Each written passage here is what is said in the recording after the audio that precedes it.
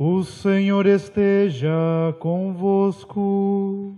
Ele está no meio de nós. Proclamação do Evangelho de Jesus Cristo segundo Marcos. Glória a vós, Senhor. Naquele tempo, os apóstolos reuniram-se com Jesus e contaram tudo o que haviam feito e ensinado. Ele lhes disse: vinde sozinhos para um lugar deserto e descansai um pouco. Havia de fato tanta gente chegando e saindo que não tinham tempo nem para comer. Então foram sozinhos de barco para um lugar deserto e afastado. Muitos os viram partir e reconheceram que eram eles. Saindo de todas as cidades, correram a pé e chegaram lá antes deles. Ao desembarcar, Jesus viu uma numerosa multidão e teve compaixão, porque eram como ovelhas sem pastor. Começou, pois, a ensinar-lhes muitas coisas. Palavra da salvação. Glória a vós, Senhor. Nós sentamos um pouquinho, meus caros irmãos e irmãs. Nós cantamos no refrão do Salmo, uma parte do refrão do Salmo, dizendo: o Senhor é o pastor que me conduz. A grande palavra da liturgia desse final de semana é justamente essa. Jesus ali preocupado diante de uma multidão, como ovelhas que não tinham pastor, se desdobra para ir ao encontro. Jeremias fala de um abandono, né, por parte dos pastores com relação ao rebanho.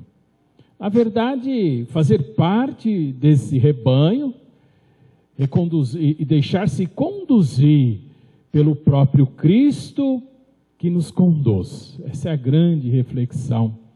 O que significa deixar-se conduzir? É isso que nós queremos chegar nessa reflexão.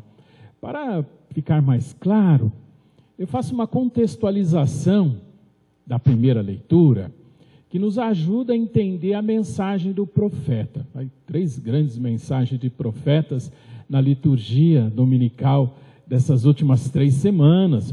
Primeiramente lá Ezequiel, semana passada Amós e hoje Jeremias. Quando Jeremias escreve o seu livro, a sua profecia, ou seja, como ele vivencia o seu momento, a situação de Israel era próxima da trágica, da dificuldade. E depois virou, de fato, uma tragédia nesse contexto. O profeta ali, desesperado por uma situação muito concreta. Tinha um rei, que na verdade foi se revelando como rei, um verdadeiro desastre em termos da condução do país, né? E se pagou caro. Existiam países, impérios, né, vizinhos muito mais fortes, e o rei sem nenhuma habilidade política e com um desejo muito grande de ser servido, né, de usufruir-se da sua condição, sem olhar para aquilo que estava fazendo, sem olhar, na verdade, das possíveis consequências daquilo que ele estava fazendo, provocou uma tragédia. Ele se aliou ao Egito, por exemplo, para enfrentar Nabucodonosor, né, da Babilônia, que era um império poderoso, um exército poderoso, em franca ascensão. Nabucodonosor foi, digamos assim, levando, até que se chegou ao confronto. Derrotou, é lógico, com maior facilidade, né? O rei tentou fugir. Aí que vem essa reflexão aí do Jeremias, né? Na hora que a coisa apertou, ele tentou cuidar dele. Virou as costas para todo mundo. Nabucodonosor colocou lá, vamos chamar assim na nossa linguagem, um interventor, né? Sedecias, e mesmo nessa situação difícil, dramática, que aí o profeta escreve, as lideranças, né, que restaram, ao invés de tentar, digamos, uma conciliação, uma saída que beneficiasse a todos, novamente pensando em si, partiram para um segundo confronto. Nabucodonosor perdeu a paciência e destruiu tudo. Os que sobraram foram levados como escravos, cativos. É nesse contexto, então, de abandono, que Jeremias fala assim, poxa vida, essas pessoas, essas lideranças, elas estavam colocadas por Deus. Você tinha uma consciência disso, para tomar conta de todos nós, para zelar por nós, para nos conduzir a Deus. Olha o que eles fizeram. Nos abandonaram. Eles pensaram só em si. Bom, gente, liderança, enfim, que é para cuidar do povo, e só pensa em si, graças a Deus, é só na época do Jeremias. A gente, naquela época era assim, graças a Deus, né? Então, a grande questão aí foi o grande desgraça, tragédia, como eu falei, que resultou dessa situação. É interessante que na segunda parte da leitura, e aí que vem o gancho para nós, Jeremias fala assim, olha, não vai surgir alguém. Vai surgir alguém que vai consertar isso. Esse sim, Deus vai suscitar um descendente de Davi. Ele vai ser chamado aí, o Senhor nossa justiça. Ele vai olhar não para os seus interesses, Ele vai cuidar de nós. Essa aí é o grande profecia, o grande sonho de Jeremias. Evidentemente, o profeta estava imaginando alguma situação imediata ali, né? Alguém que consertasse aquela situação. Mas não foi, né? A profecia tem um alcance muito maior. Talvez nem ele se desse conta. E na verdade é o próprio Cristo. É Jesus que conserta. É Jesus que nos mostra o caminho. Entre aí esse tempo de Jeremias e o nascimento, o surgimento de Jesus, tem quase 600 anos, que foram necessários para chegar nessa situação que o verdadeiro descendente de Davi, aquele que é o Senhor da justiça, aquele que nos conduz, pudesse realmente realizar a sua obra e a sua missão. E nós, na verdade, aprendermos a ser conduzidos por Ele. Interessante que Paulo, aí falando aos Efésios, né, semana passada eu dizia que vai haver a sequência dessa carta, ele fala assim para eles, olha, antes vocês estavam longe, agora vocês estão próximos. Ele está falando para uma comunidade que não eram judeus, que haviam conhecido Jesus Cristo, haviam se batizado e agora eram conduzidos por esse Jesus. E ele fala, é Jesus que quebra todas as barreiras, é Jesus que quebra todas as distâncias, é Jesus que na verdade nos conduz. Chegando no evangelho de hoje, belíssimo, olha a situação. Então lá os discípulos foram enviados em missão, você se lembra disso? Há 2 semanas, semana passada, teve o desdobramento desse envio, e hoje o evangelho conclui, né? Esse raciocínio dos discípulos chegando contentes, né? Contando tudo aquilo que havia acontecido, e Jesus percebe eles cansados, né? Mas mais do que um cansaço, tem um outro significado, né? Esse passo de Jesus, fala assim, olha, vamos nos recolher um pouquinho, vamos ficar juntos, vocês precisam descansar. Você imagina assim uma situação na tua vida, assim você cheio de tarefas, cheio de responsabilidades, cheio de compromissos, é como se você fizesse uma listinha assim, né?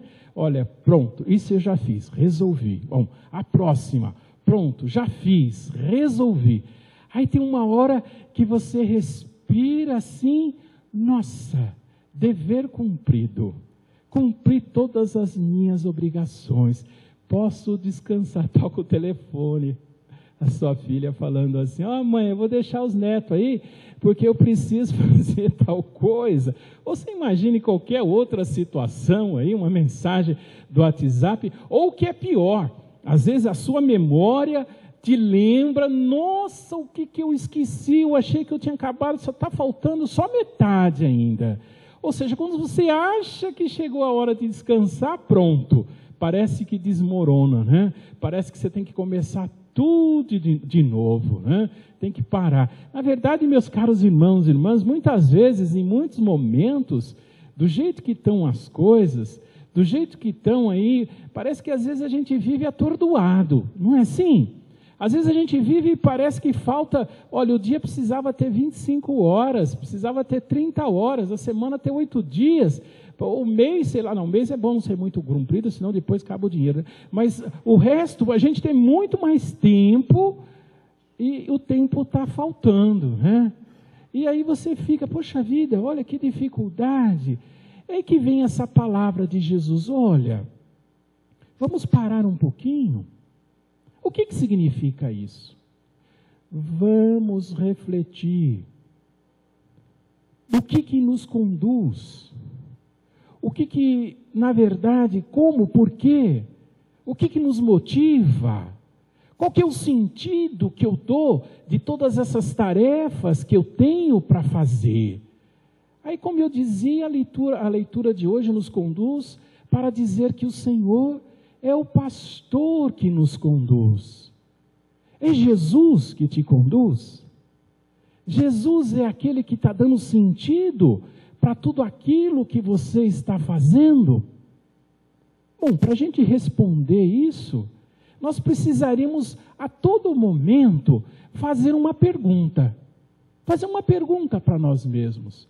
Diante de uma decisão que nós tomamos, diante de um encaminhamento que nós fazemos, diante de uma atitude, diante de uma resposta, ou seja, diante de qual situação que for, se perguntar assim, olha, será que seria desse jeito que Jesus teria feito? Essa decisão que eu tomei, ela me coloca perto daquilo que Jesus ensina, ou na verdade ela me coloca para muito longe daquilo que Jesus faria? É começar a responder a esse questionamento, é que nós vamos perceber se de fato o Senhor é o pastor que me conduz, ou se na verdade eu me deixo conduzir pela minha cabeça mesmo, eu me deixo conduzir pelo mundo que muitas vezes atordoa, que solução, resposta, sugestões não faltam. Basta você abrir a boca, vem sugestão de tudo quanto é lado. Mas será que de fato é alguma coisa que está me deixando conduzir-se por Jesus? Aí você pode falar assim, mas eu não tenho nem tempo de pensar. Aí que vem a leitura de hoje. Que tempo que eles tiveram? Tempo de uma travessia num barco. Foi o tempo que eles tiveram. Eles entraram no barco, achando que eles iam descansar.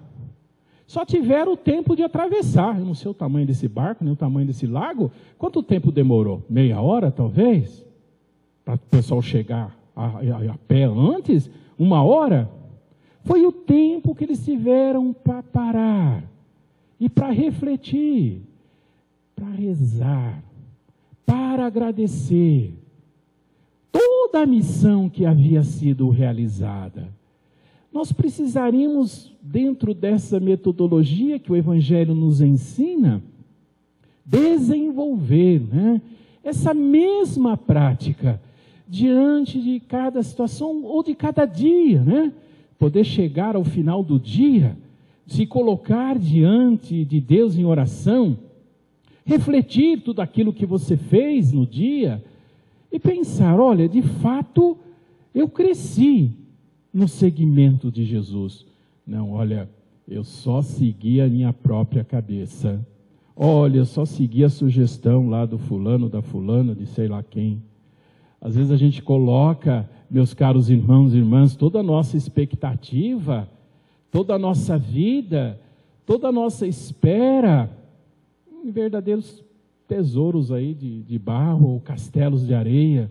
Voltando a Jeremias, a conclusão que ele chegou foi essa: essas pessoas, cada um por si, Na hora do vamos ver, cada um está cuidando de si, ninguém está cuidando. Deus tem que dar para nós alguém que cuide de nós. E Ele já nos deu, meus caros irmãos e irmãs. É esse Cristo Jesus que nos ensina, o Senhor da Justiça, o nosso pastor, o pastor que nos conduz. É aquele que rompe com todas as divisões, como fala Paulo, né? Todos os muros, tudo aquilo que poderia ser motivo de discórdias. Diante de Jesus tudo se acaba, todos os muros se desmontam, se nós nos deixamos conduzir por seus ensinamentos. O amor, nós encontramos a maneira correta de agir a todo momento na nossa vida. E de fato, fazendo dessa maneira, Jesus é o pastor que nos conduz. Agindo desta forma, podemos caminhar com segurança para nos preservarmos diante de Deus pelo dom da vida que Ele nos concede. Que seja de fato Jesus o pastor, o Senhor que nos conduz, que nos salva, que nos guarda, que nos mostra o caminho, que dá sentido para o nosso existir. Nós continuamos a missa no nosso